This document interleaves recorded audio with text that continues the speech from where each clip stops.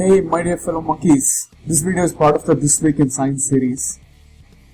In this video I'll be talking about two major discoveries and a few research avenues in molecular biology to look out for in 2019. The first one is that 500,000 Britain citizens' genomic data is now available openly for researchers' access so that multiple studies can be done specifically for biomedical research. It is available to researchers for a very small fee of around £2,500 or I think $2,500. So this is somewhat like the Plan S. Plan S is basically a plan that has been developed in Europe, which claims that the funders for research studies, especially biomedical research studies, should demand that the publishers publish the study that uses their grants open access. That is, the study is available for everyone in the public. If you see some journals, they don't necessarily leave all the research articles open access. They have a waiting period of around 1 year for the articles to be released for open access. The idea for developing this biobank is somewhat similar to that, but it was actually derived from Framingham heart study that originated in the US, wherein data of large subgroups of a population are available openly for researchers to study different diseases at a genetic level. So let's go into the article. This is a large data set which includes a huge array of data from each of these patients or each of these participants in the study. So for 500,000 people, genomic data has been collected. Scans are being done for people, and by 2020, the biobank is hoping to collect scans of over 100,000 people. Other types of information ranging from mental health issues to smoking to other lifestyle factors are also being collected, so that researchers can find genetic markers for each of the different ailments, ranging from mental health issues like Alzheimer's disease to heart disease and general behavior like propensity towards addiction to substances. The other obvious advantage of this larger data set is that if there are genetic markers for certain ailments, those can be amplified and can be viewed at a higher resolution. That is, it gives a better way in which we can look at the genetic link of a disease. So there are certain problems here. At a population level, genetic markers that have been identified show a significant level of variance in the outcomes. Let's say that, for example, I think 2,000 different genetic markers have been identified for a particular disease. That accounts for 11% of the variation in that outcome, which is the disease. This might be large when looked at from a population standpoint, but at an individual level, it might not necessarily be the case. There are questions that might arise when doing such statistical calculations. People might say, if genotypic data is not necessarily true for the individual level, why are we even doing this? So if genotype data and the potential risk is being shown or given to the people, how would it affect the quality of life of that person? Will it result in a nocebo effect if the person has been identified to have a particular type of disease? If you're not going to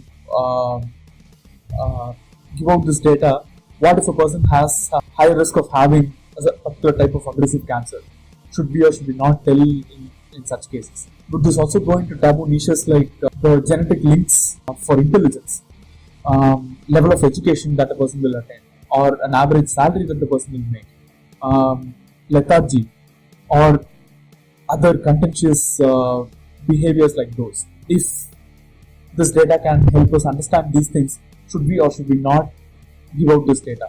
If it is available in the public domain, will it be used by bad actors to use this for discrimination of those people? These just help us understand how influential genes are in predisposing or causing certain types of diseases to different types of people. It doesn't necessarily say that it is completely linked to genetics or it is completely linked to social factors. it just gives us the risk ratio. So it helps us understand the extent to which genes might play a role in predisposing the person to suffering from a particular ailment or a particular behavioral trait in some cases. It doesn't necessarily mean that the person will become that way, because social factors also determine the way in which a person is going to behave. The other problem with this data set is that the entire human civilization is not represented in this. It is just in Britain, and it mostly involves 94% white people and at a higher class level also. So it cannot be used as a representative sample for everyone in the globe. To counter this problem, there can be a global consortium which pools data from multiple countries to make a universalizable claim about certain diseases. So this is a valuable area of research into which money can be invested to get more returns for the good of humanity. The second article involves artificial intelligence having the ability to decode speech from neural activity of humans. So this was a study done by 3 different groups of researchers. The 3 groups measured the same variable, which is decoding the ability of AI to decode speech from neural activity, but the speech that it decoded was slightly different in each of these scenarios. In scenario A, participants were asked to read single syllable words from which the AI was able to decode those words using the neural activity alone. In scenario B, people were just mouthing the sentences, and the AI was able to capture the neural activity and decode it into speech.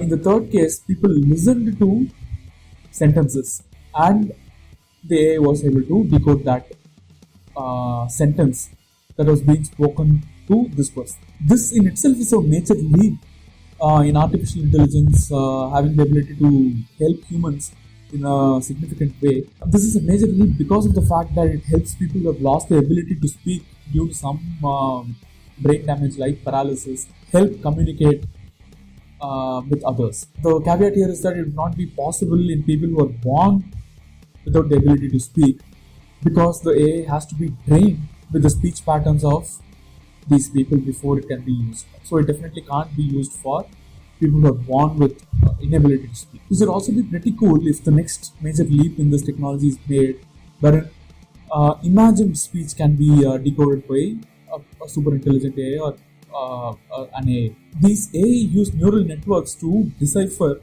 the neural activity, and using those network maps of having been trained in these people's speech, it will be able to decode the speech wherein these people are just either mouthing the words or just using single syllable words or listening to words. It also carries some problems, and 2 problems that pop out of my head right now are that if this AI goes into the hands of a bad actor or bad actors, it can be used to convict people of thought crimes.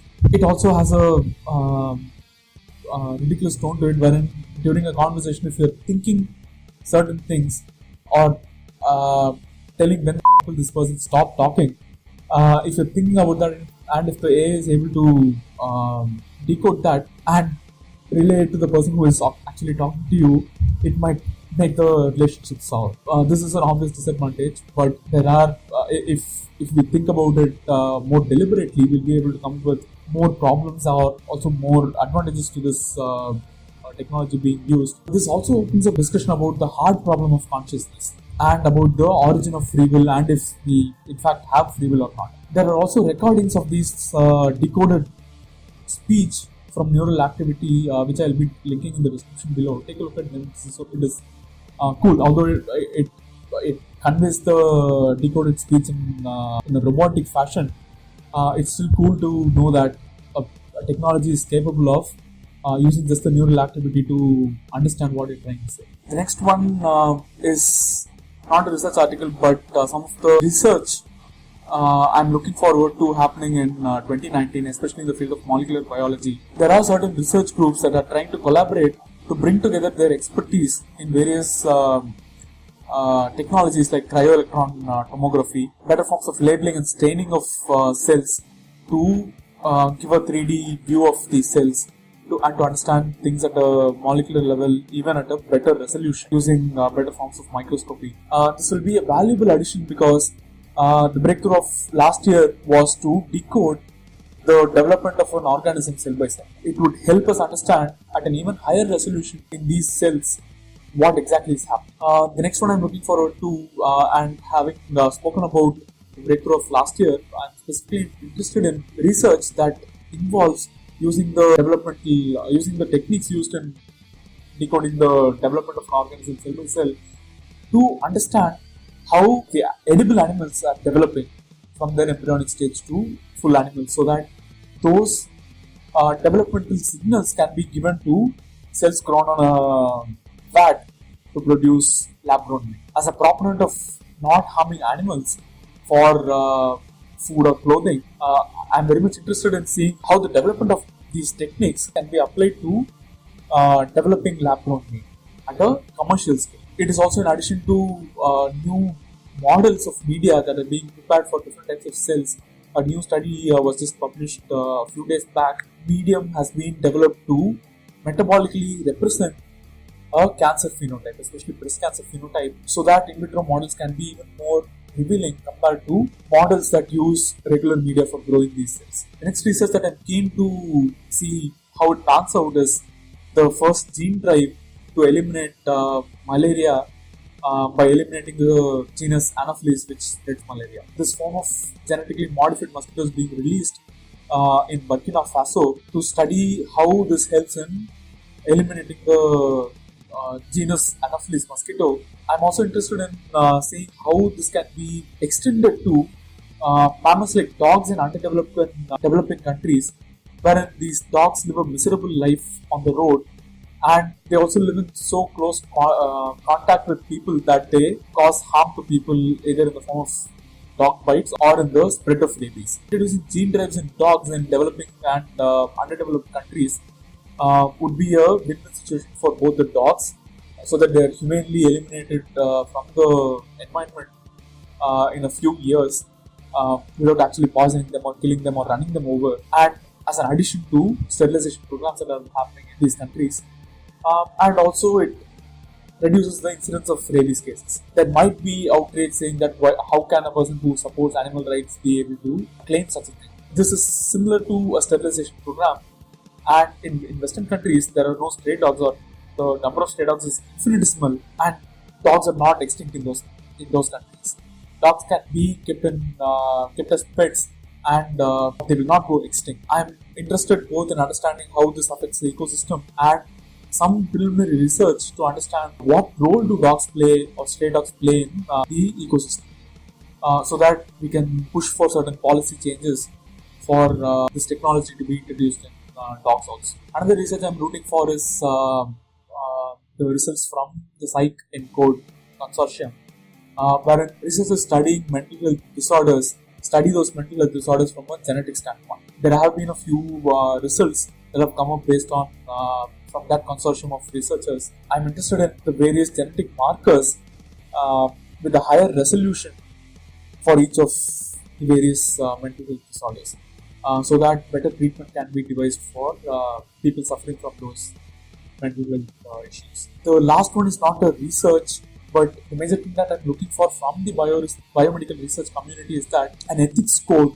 for developing gene-edited humans. The news of a Chinese scientist having edited babies at the germline level created shockwaves across the scientific community, and there has been some sort of government intervention in this, and I'm fearing that a government intervention at a larger scale would completely put a halt to research using CRISPR technology. An ethics code developed by the biomedical researchers so that researchers can stick to that ethics code would be a major step towards actually progressing this field of research, rather than being put to a halt by the government. These are the things I'm looking for in the year 2019. Leave a like if you like the video, and let me know in the comments below if you also are waiting for these for the results from these research avenues, and also let me know if there are other avenues that you're looking for the year 2019 in science in general, not just in genetic engineering or molecular biology. Share this video with your friends and family,